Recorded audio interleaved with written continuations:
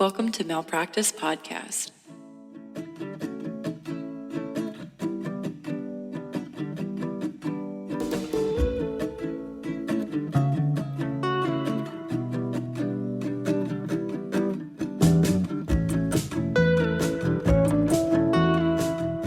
Are you ready to get started? I was like, is it my turn? I was literally about to say it, and then I was like, I don't think it's your turn. That's so how it don't always say goes. it. I never remember whose turn it is. That's my favorite shirt that you have. You had it for a while. I've borrowed that shirt. Everything in my closet has briefly lived at your house. Correct. Also, I'm in a different closet today. So these are my I didn't other even clothes. notice. What am I doing? Yeah. This is a new look at this. Buckets of clothes. New closet, new me. Before we started recording, Sydney was like, are you okay? You seem like you're in a bad mood. And I was like, oh, I need to check myself because that's just the mood I have for work. My standard. That's just my work mood. I was like, oh, no, I'm not mad at all. I'm just annoyed that I have to do things for be a job. human person. I hate that.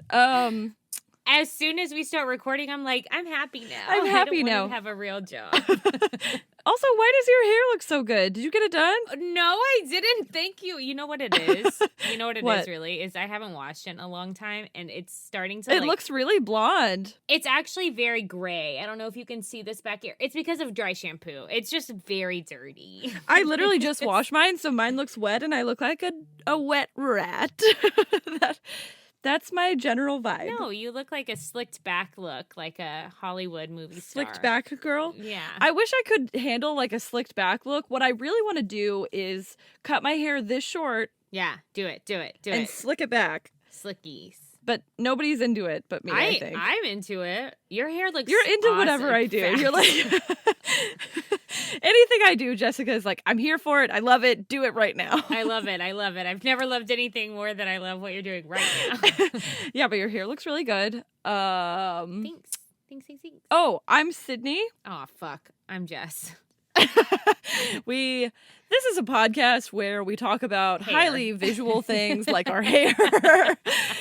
And We talk about you're our welcome to hair. join us. Yeah, enjoy.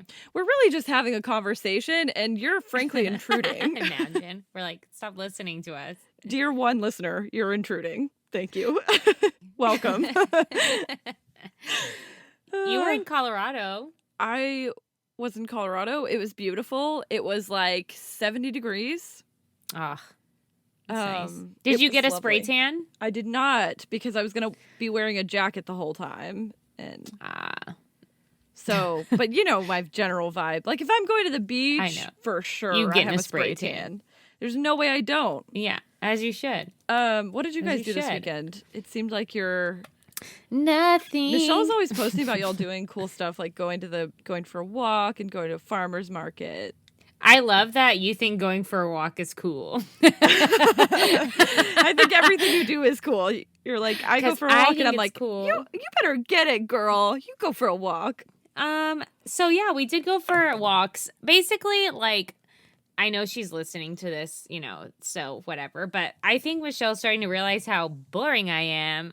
Like, we went to a comedy show on Friday. Love a comedy show. Yeah, it was fun. It was like stand-up comedy, which I like. Wait, no, it wasn't. It was improv. Oh. Not stand-up. I love both. And then we were downtown, so she was like, let's go to a bar. And I was like, Oh. But she's like, come on. Yeah. Like, come on. So we went to a bar. Come on, you have to come. And right. And then she was like, let's go to a gay bar. And I was like, we were already at a bar. And so then we went to a gay bar, and I was like, okay, like I want to go to So you went to a sleep. second bar. I went to 2 bars. What our listeners don't know about Jessica is that, like, sometimes you can talk her into a bar, which I feel like is already a big task. Right, 1. But she ain't a bar hopping. She ain't a 2-bar type of gal. Even when I was younger, I'm just like, I've always been like, okay, this feels like a lot. It's a lot for me. No, thank you. It feels like you're doing a lot here, and I'm more of into doing not that. I was just like, we danced, we had a drink. I was like, okay, I want to go to bed. Like, I don't want to ruin tomorrow. I have to get up with Corey at 6 a.m. and do, you know, that's me. Yeah, that's not me. My vibe is like, I'll stay until the party is over. I'm like shutting it down. I know. Eric is like we'll literally be like, let's go out for one drink. We'll have one drink. And then Eric is like, do you want to leave? And I'm like, no, I don't want to leave. And then like 10 drinks later, I'll be like, wow, I'm going to feel like shit tomorrow. But that is, I just like, I do not leave a leave. party. I'm not. I saw a TikTok where this woman and her husband were like arriving to an event. They were like at their whatever friend's house, and she rang the doorbell and she turned to him and she was like, whenever you're ready to go, I am. That's Jess. That's me. Eric is like sitting in the corner like, are we leaving ever? And I'm like, no, we live here now. Have fun. Yeah. We went hiking. We saw 2 moose. No. Meese. Is that what it is?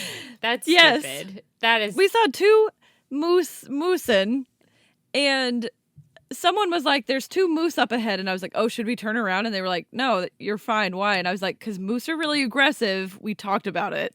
Yeah, they are very scary. And the answer was no from me, but also that's fucking scary. Did you cry? I would cry immediately. They were like really far away.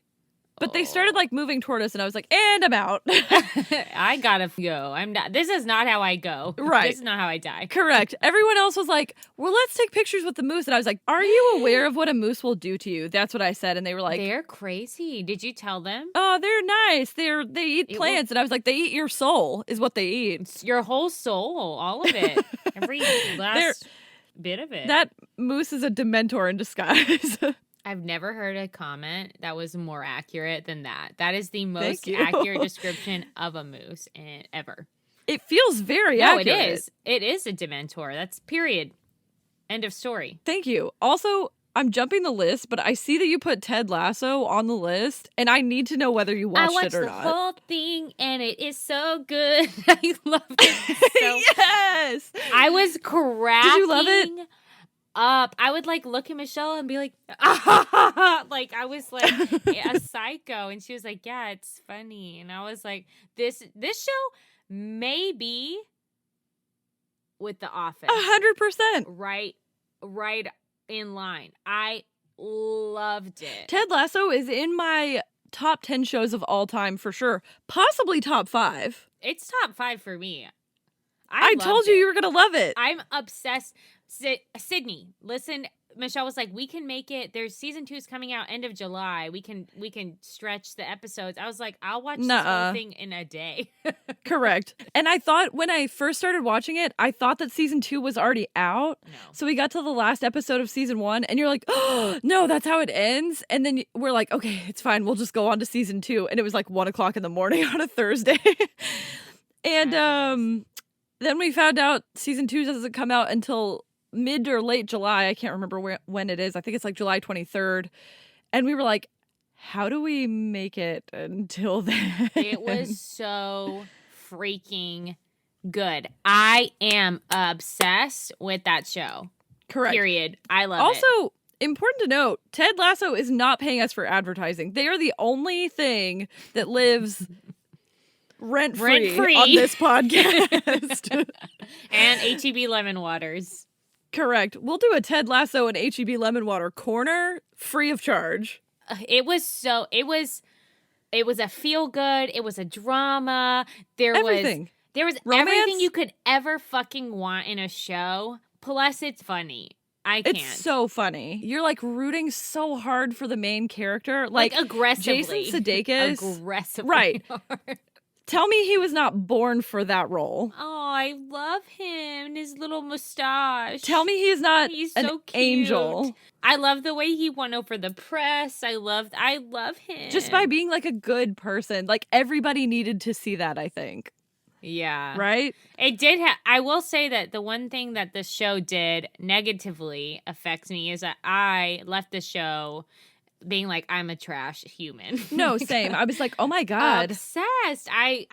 Ted Lasso lives on this show rent free. Did you find yourself wanting to move to the UK? Because I did.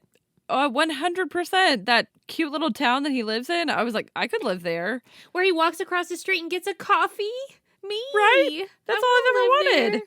All I've ever wanted. I want to go. Me and you can go. Okay. I told Eric, I was like, I want to live in Ireland for a year. And he's like, oh, so I can work on the Irish space program? I was like, A of all, that's my people you're shitting on. And Number B one. of all, when we're silent like that, we're making real angry faces. Yeah. The silence means we're mad. If we're not constantly laughing and bullshitting, We're it mad. means we're angry. So, Eric, we just looked at you real aggressively. Yeah, he knows the look. He's familiar. He knows the silence. He's like, oh, something's wrong. Right. He's like Jessica, who is also a part of our marriage. Michelle did not understand what she was fully getting into, I don't think, until Yesterday. maybe leading up to the wedding she got it. No, she loves you, so don't even. I love Michelle. I love I'm Michelle. happy to be a part of this She's throuple. the best. Okay, let's talk about real shit now. Let's talk about wound care. Wound care A wound care. So you had an interview with Joshua Budman, from, Tissue Analytics, or Net Health.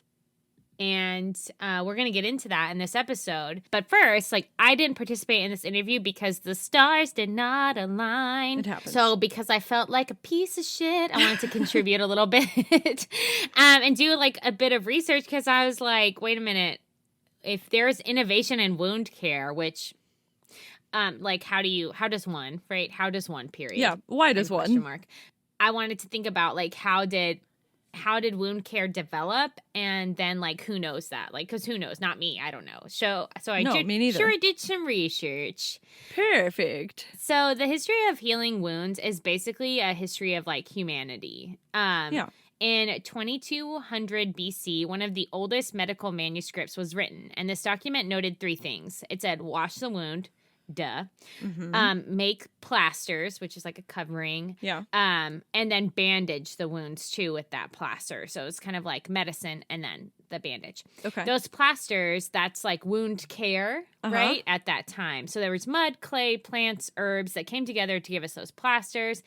And they included oil as well, because it was a thought that bacteria didn't grow well in the environment with oil. Plus, it helped with the sticking of things. So they would make their own plasters. Basically, they were trying to make medicine. That's so interesting. Do you think so for real? Because I was like, I don't know if this is interesting. I do. No, I really Okay. do. I had no idea. So prehistoric medicine would notice that wounds were naturally healing by themselves, but then hunters and gatherers would make like herbal remedies to speed that process up. Because like essentially, if you like cut yourself, like, yeah, it'll be okay, but like you probably want it to be faster because like everyone's dying real young in these times.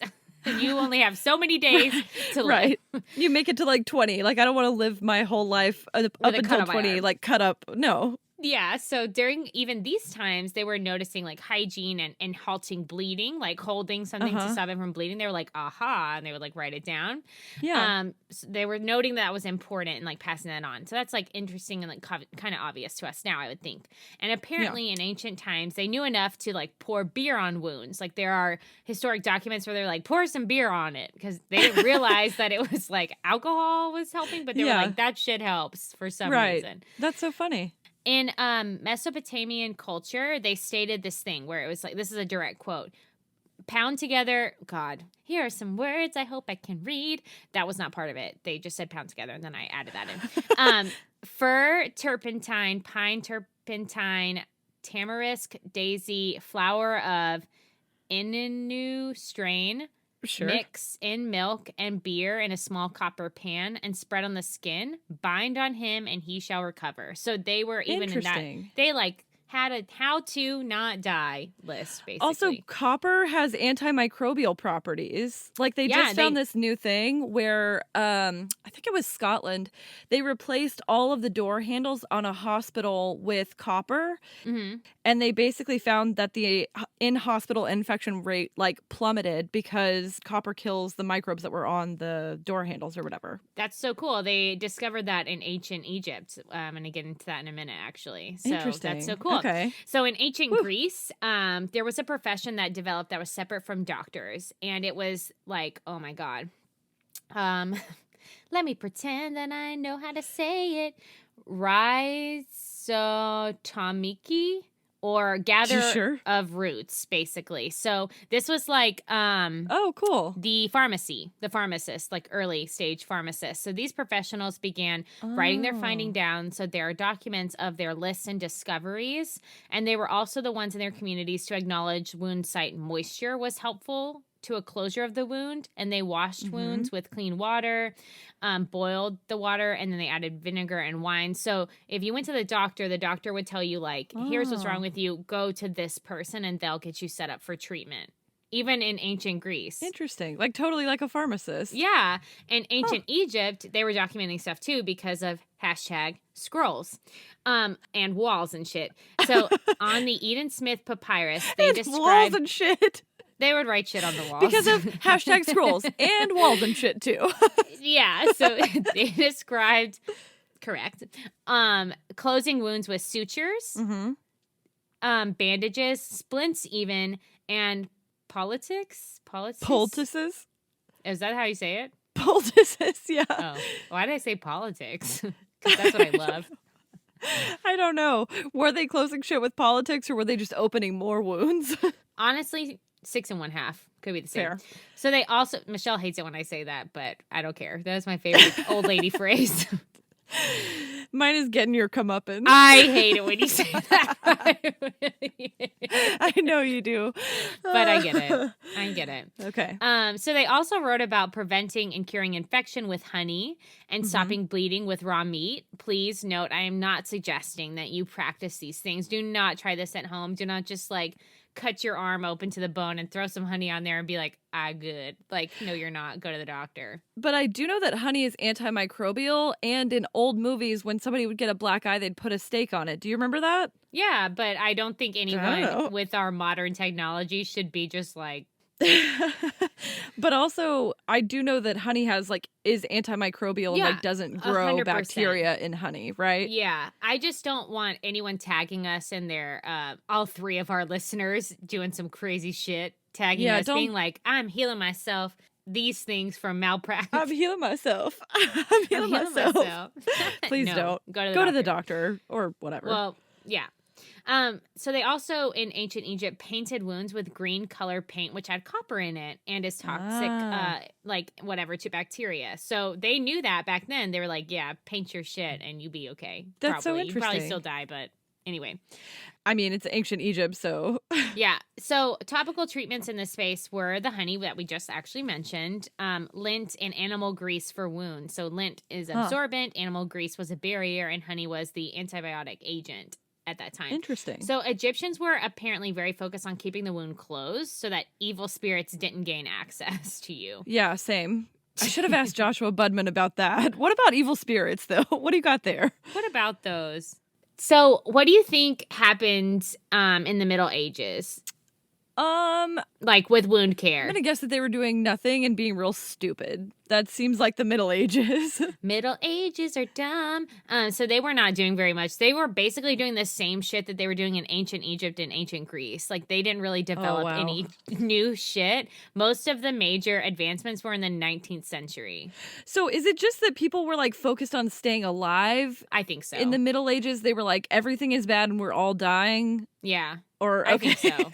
Yeah, I think so too. So this guy from Hungary, Ignaz Philipp Semmelweis, Sure. discovered that hand washing and general cleanliness in medical procedures prevented death. Oh. Duh. And this was picked up by an English surgeon, Joseph Lister, who would begin treating his gauze with carbolic acid, which we know as phenol. Yeah. Right? Phenol. And his team's mortality rate dropped over 40% when he started doing Holy shit. it. That's crazy. Yeah. So in the 1890s, this co-founder of Johnson & Johnson, they began producing gauze and wound dressings that had been sterilized with dry heat, with steam and pressure. And those advancements are said to be the biggest ones since the ancient Greece and Egypt's. Like this guy in the 1890s did the most crazy shit since ancient Greece. Which is basically sterilizing the gauze. Yep. Interesting. Okay. I mean, it totally makes sense because you keep bacteria and stuff away from the wound. Like, it's going to get better. We know that now. Yeah. But, in the 1890s, I guess they knew about bacteria then, but I think they were Washing just your trying to hands. survive. Like, I literally think they were Right. like, everyone's already dying so young. Like, I'm not, whatever. If you get a cut, Exactly. like, that's on you. Put some money on it. Right. They were like, everything sucks and we're all dying and everything is dirty, so just like survive. And then it's like, okay, now in the 1800s things are getting better. They can develop hand washing and time and giving a shit enough to wash your hands. Yeah. In the Middle Ages, people took like one bath a year. Like on your birthday, you got a bath. Exactly. And they like threw their shit on the streets. Correct. They would like throw their shit out the window and they'd be like, well, you know, it's not in here anymore. And it's like, bitch, you outside too. Exactly. Like, this is disgusting. Like on the Black Plague episode, we talked about people who would wear the same underwear for like multiple years at a time. They can't be focused on hand washing. I don't understand. Everybody was stanky. So then in World War I, there's this chemist. So shout out to science. What's up, science? Henry Drysdale Dakin. He invented a solution of sodium hypochlorite boric acid. Yeah.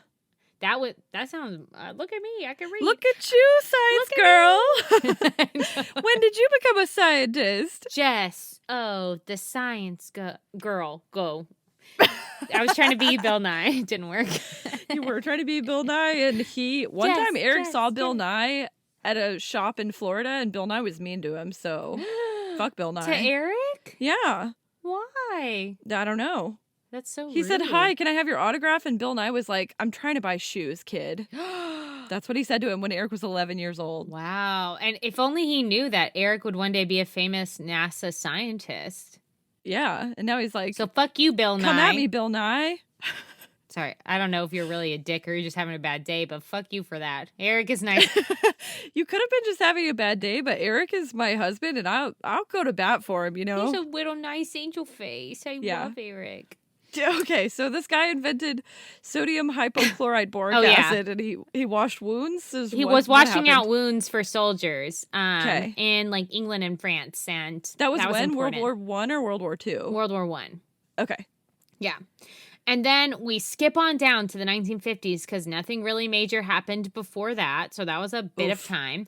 And there were these new fibrous synthetics, which helped physicians care for wounds. And in the 1960s, they came out. So with George Winter and Howard Maybach, they were saying that we should have moist wound dressings. And I hate when people say things that have already been said, like the ancient people already said that, but whatever. They're like, it was me. It was my idea. Yeah, no, Christopher Columbus. Bitches were already living here, so you can't have discovered anything. Anyway, bitches already lived here. It pisses me off. There's the door. There's the door, bitch. Okay, keep going. And then in the 90s, we introduced like grafting, biotech, which changed the entire game. So tissue engineering and living skin equivalents and other innovations continue to change the way we care for injuries like these. And right now, there are over 5,000 wound care products. That's so interesting. And that's what I know about that. And because we don't know everything about that, we're going to now introduce an interview with Joshua Budman, who is a bioengineer and a wound care specialist. So welcome, Joshua Budman.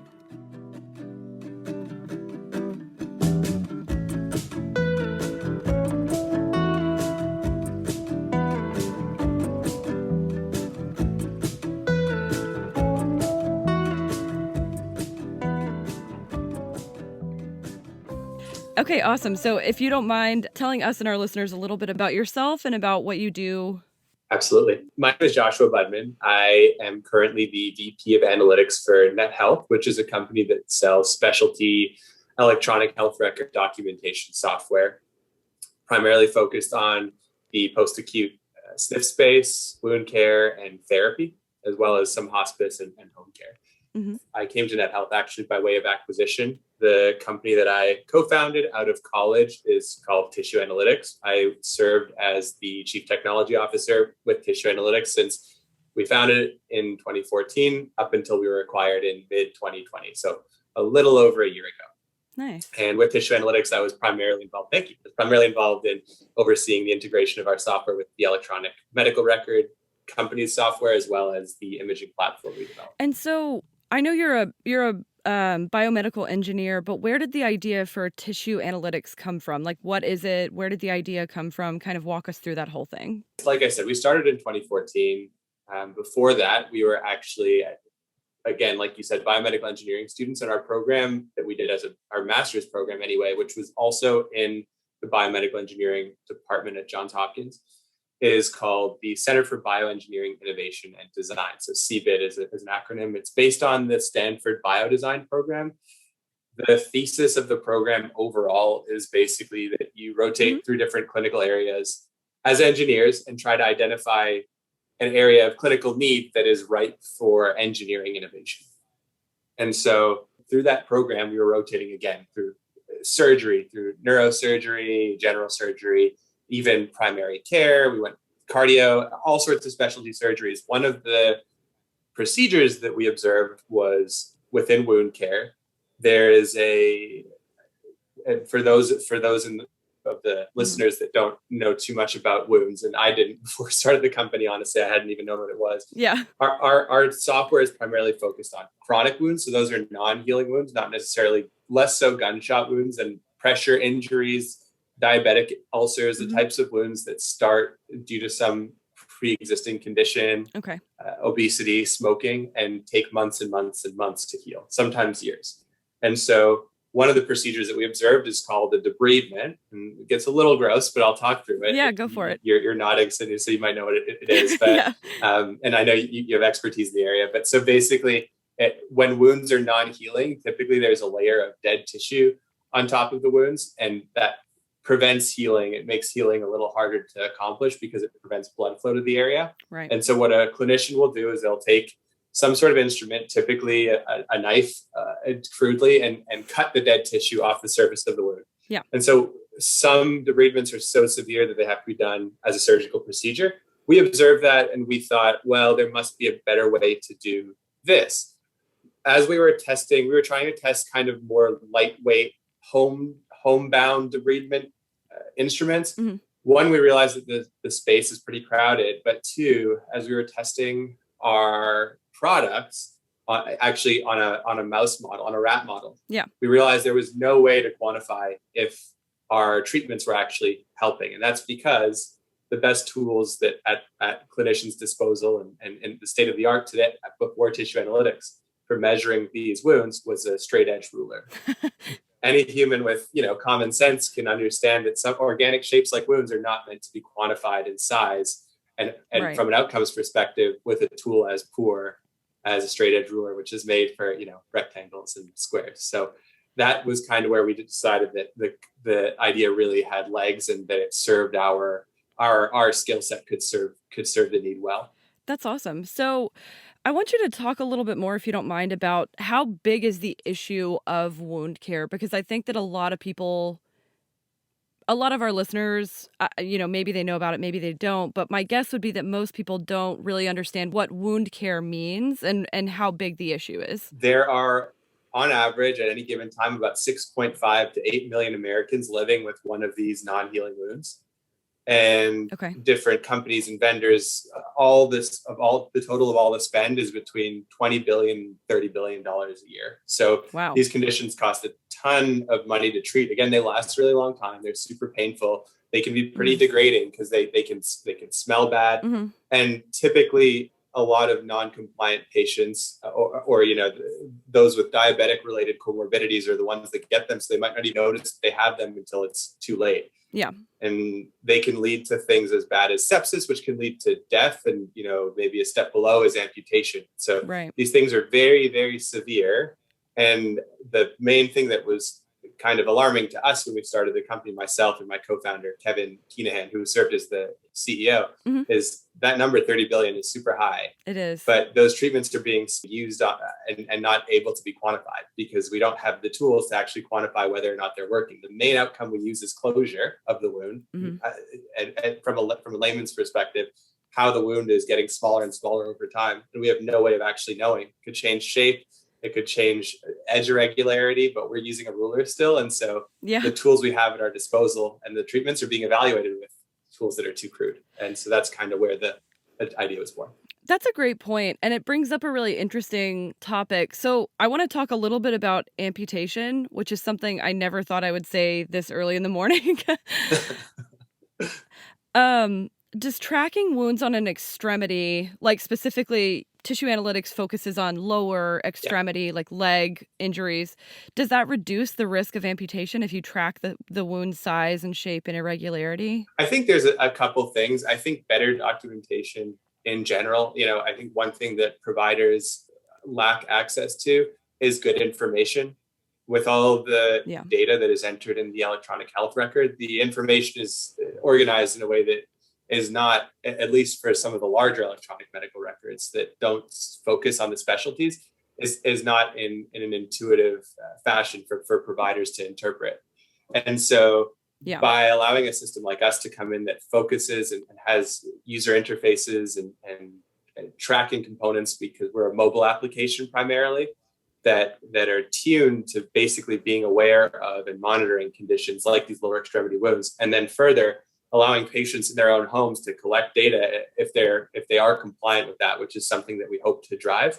I think the combination of those two things, better monitoring and better data in general, can lead to a decrease in amputation. And I'll go one step further to say that at Net Health, we've actually released software that is not only able to track them, but also predict whether or not a lower extremity wound is at risk for amputation or at risk for one of the reasons for amputation. So the whole thesis of the company now is to try to change from just pure passive documentation to actual proactive, predictive analytics-based documentation. Yeah, that's really, really cool. So really quickly, I know you kind of touched on this, but how, like in really simple terms, how does it work? So it's an image analysis algorithm.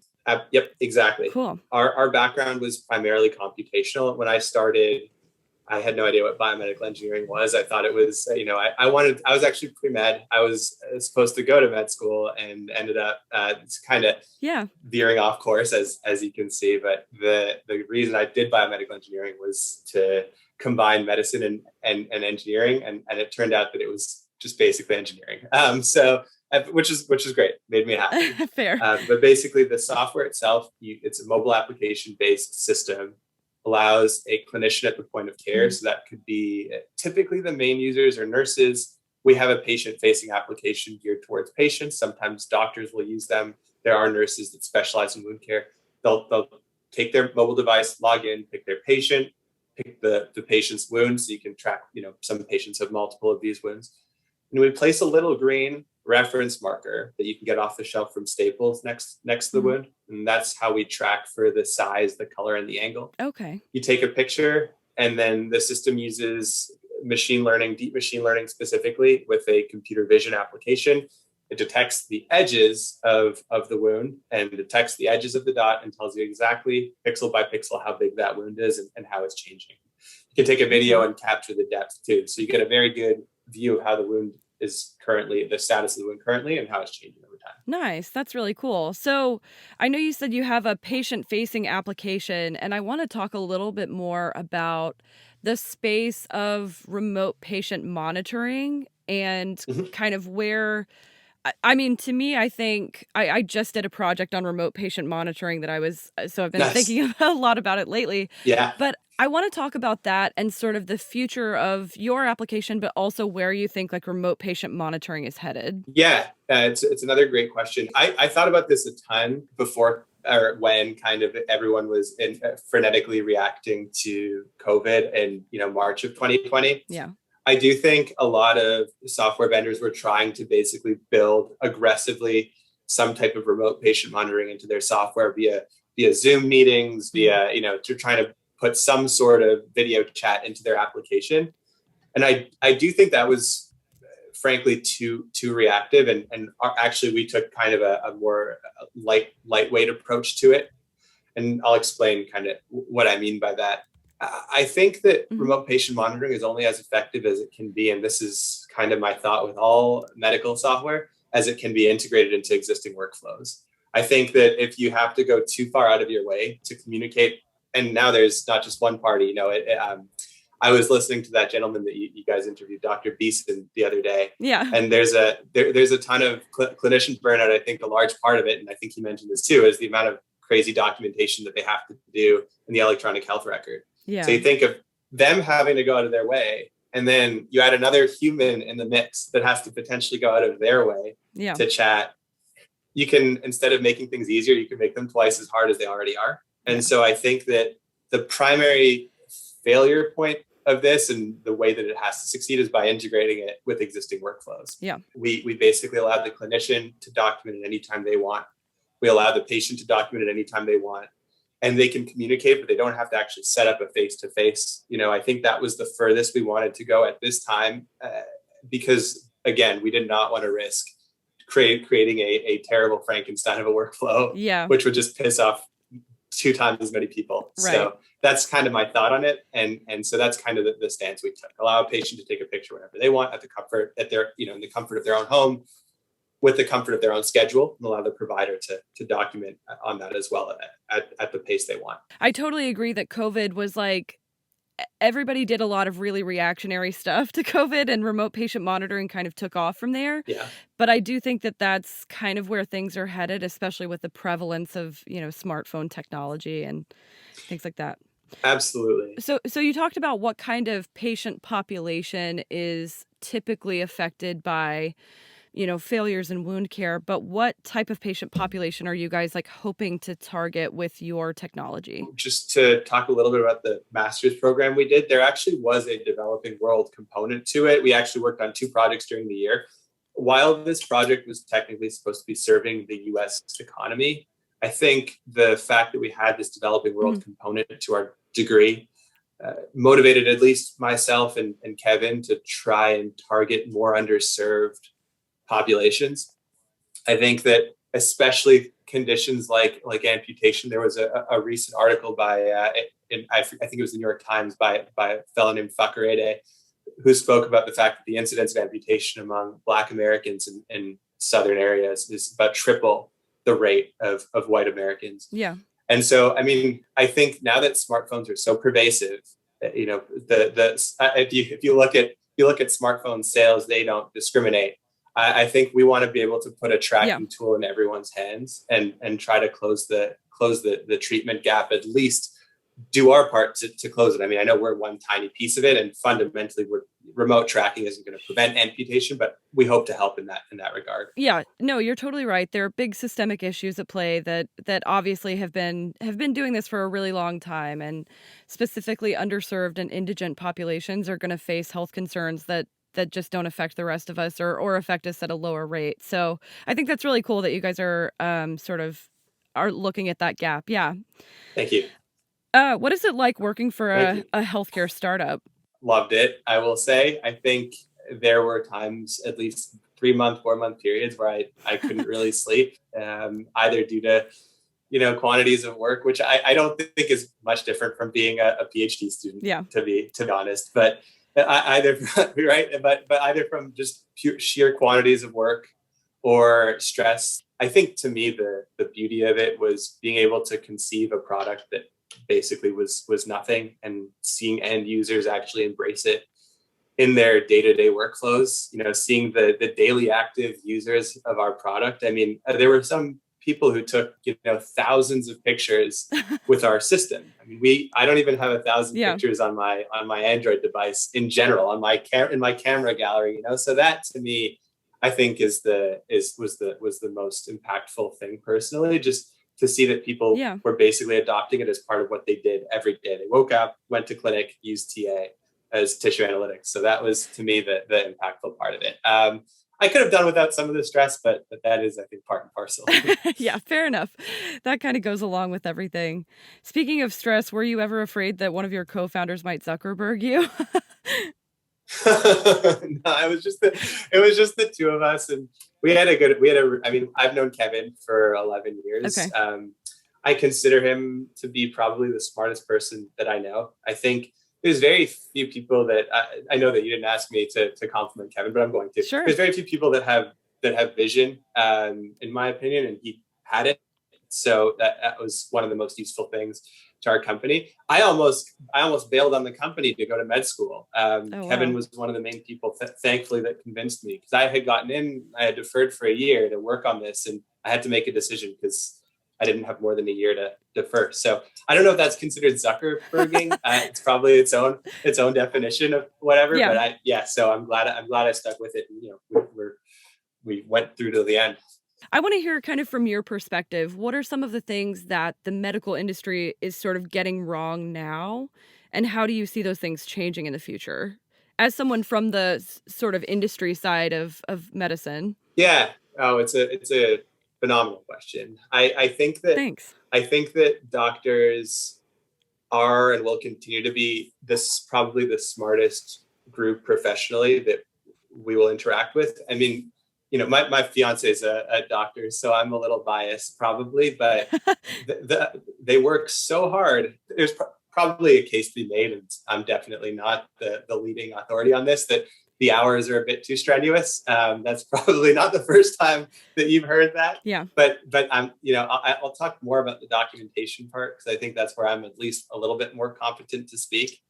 I think that I'm actually listening right now to pretty salient. And I was kind of listening to it back to back, Dr. Beeson's interview, as well as Deep Medicine by Eric Topol. I'm listening to the audiobook version of that. Cool. And a lot of, doctors have to do this cumbersome documentation in their charts, but week to week they're copying it. And if there's mistakes, they get copied through. And so medical mistakes lead to patient issues, which lead to further burnout. So it's kind of a vicious cycle. There has to be better automation and better aggregation of information, and maybe more predictive information for these clinicians, so they can do the job that they're supposed to do. And I know that's probably a little cliche, like that's what everyone thinks. The electronic medical record companies are trying to do it, but I think there has to be a day when clinicians can just focus on talking to patients and using their brains to create their differentials. And that's it. I mean, that's what clinicians to do the procedures with their hands that they've trained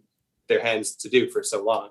That's the heart of medicine. And I think that's what it has to be. And so my goal, as there was kind of some literature.